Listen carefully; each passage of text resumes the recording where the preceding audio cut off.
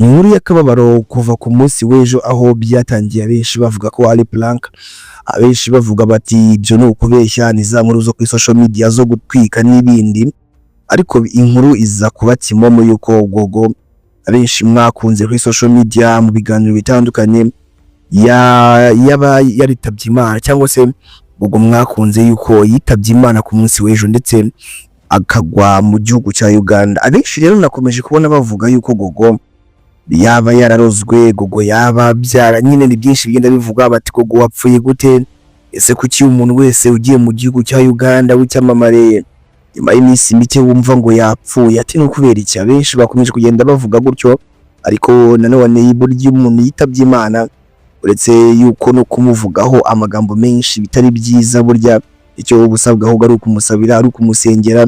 Ariko Gogo hari amakuru ya nyayo, ndetse ibyagiye bivugwa byose asirikira witwa manager we ndetse n'abandi bagiye bavuga, ariko Gogo by'umwihariko hari amakuru ye ya nyayo y'urupfu rwe ndetse n'icyaba cyamuhitanye.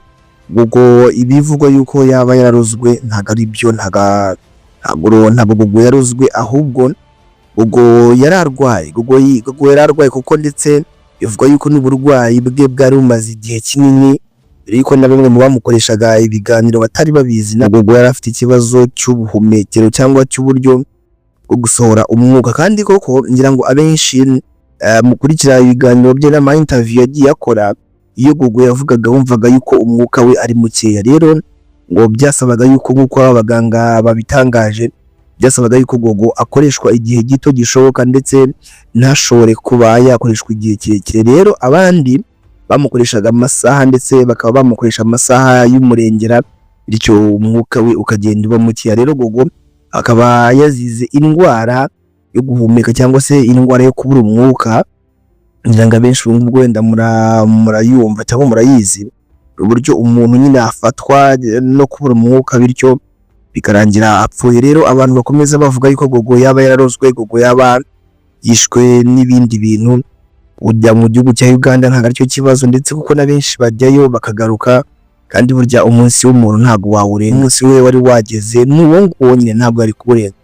Rero abakomeza kuvuga ngo Gogo yishwe n'amarozi, Gogo yishwe n'ibintu bitandukanye, ntabwo Gogo yishwe n'uburozi. Gogo yazize indwara ndetse indwara y'ubuhumekero yo kubura umwuka, birangira Gogo yitabye Imana. Kuko ni kenshi bagiye bamubwira, ndetse bamwe mu bantu bo hafi cyangwa se bo mu muryango we bari babizi yuko agira ikibazo cy'umwuka, rero kugenda akoresha umwuka cyane. Ndetse murabizi hari igihe yajyaga ajya mu kiganiro kimwe akakivamo akajya mu kindi, bityo rero uko yagendaga akoresha imbaraga nyinshi ni nako umwuka wagendaga ucika intege. Rero ayo ngayo niyo makuru yizewe, niyo makuru ya nyayo ku rupfu rwa Gogo.